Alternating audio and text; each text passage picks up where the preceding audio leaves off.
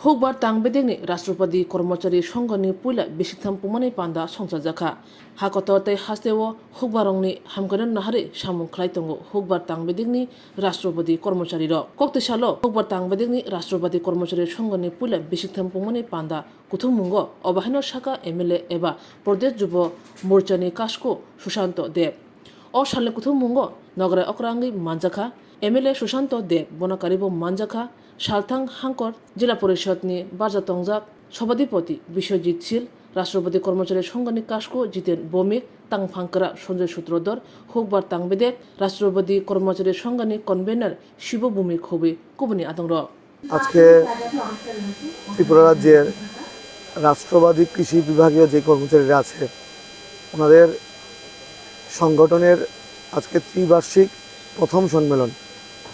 এটা ত্রিপুরা রাজ্য রাষ্ট্রবাদী কর্মচারী সংঘ অনুমোদিত একটা সংগঠন। গোটা রাজ্যের কৃষি বিভাগে যেই কর্মচারীরা আছে যারা রাষ্ট্রবাদী ভাবধারায় বিশ্বাসী ওনারা এই সংগঠন কাজ করছেন। একটাই উদ্দেশ্য, সরকারি সুযোগ সুবিধাগুলা রাজ্যের অন্তিম ব্যক্তি পর্যন্ত আমাদের সরকারের যে দিশা সেটা পৌঁছে দেওয়া ওনাদের মূল দায়িত্ব, প্রধান দায়িত্ব। এবং আমরা কৃষকদেরকে অন্নদাতা বলে থাকি, ওনারা কৃষকদেরকে নিয়ে কাজ করছেন এবং বিভিন্নভাবে কৃষকরা যেন উপকৃত হয় সেই বিষয়গুলো ওনারা দেখবেন।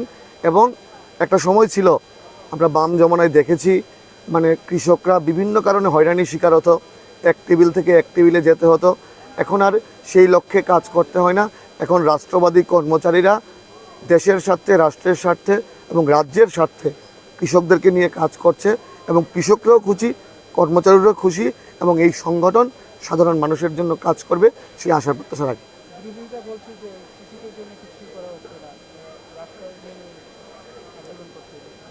অ্যাকচুয়ালি ওনারা তো আন্দোলনের জন্য সোকল্ড বিরোধী দল বলবো আমরা, কারণ কৃষকদের জন্য ভাবনা চিন্তা করে আমাদের মোদিজি যে প্রকল্পগুলো এনেছে, মানে দেশের সর্ববৃহৎ প্রকল্প কিষাণ সম্মান নিধির মাধ্যমে প্রত্যেকটা কৃষককে সম্মান দেওয়া হচ্ছে।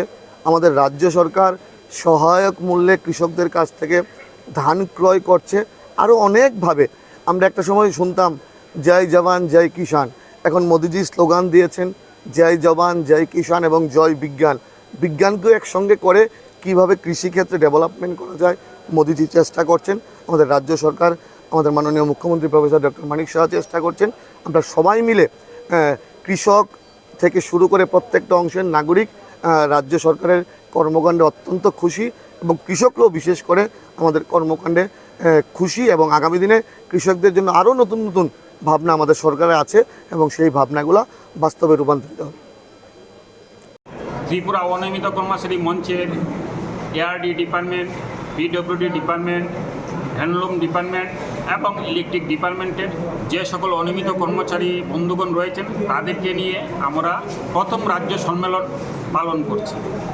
সেই রাজ্য সম্মেলনের শেষে আমরা উক্ত দপ্তরগুলি থেকে আমরা এক কমিটি তৈরি করব, যারা আগামী দিনে অনিয়মিত কর্মচারীদের যে সকল সমস্যা রয়েছেন সেই সমস্যাগুলি দূর করার লক্ষ্যে রাজ্য সরকারের নিকট তাদের কর্মসূচির মাধ্যমে আমরা রাজ্য সরকারের নিকট এই সমস্যাগুলি তুলে ধরব।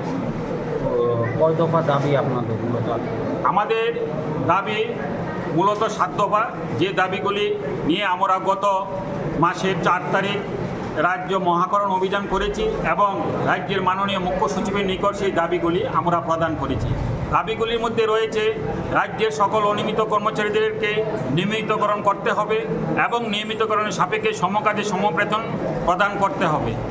যে সকল অনিয়মিত কর্মচারীরা অবসরে চলে গিয়েছেন, দীর্ঘদিন অনিয়মিত অবস্থায় কাজ করে এবং সম্প্রতি যারা চলে যাবেন তাদের জন্য এককালীন 10 লক্ষ টাকা রাজ্য সরকারের নিকট আমরা তাদেরকে প্রদান করার জন্য অনুরোধ রাখছি। যে সকল অনিয়মিত কর্মচারীরা দীর্ঘদিন কাজ করছে, যাদের অর্থ দপ্তরের অনুমোদন নেই, তাদেরকে অর্থ দপ্তরের অনুমোদন দিয়ে হয়তো ডিআরডব্লিউ বা কেজুয়ালের স্বীকৃতি দেওয়ার জন্য।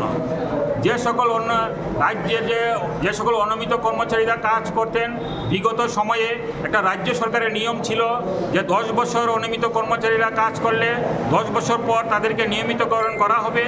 বর্তমান রাজ্য সরকার প্রতিষ্ঠিত হওয়ার পর 2018 সনের 31শে জুলাই সেই নিয়মিতকরণ যে স্কিম ছিল সেই স্কিমগুলি সরকার বাতিল করে দেয়।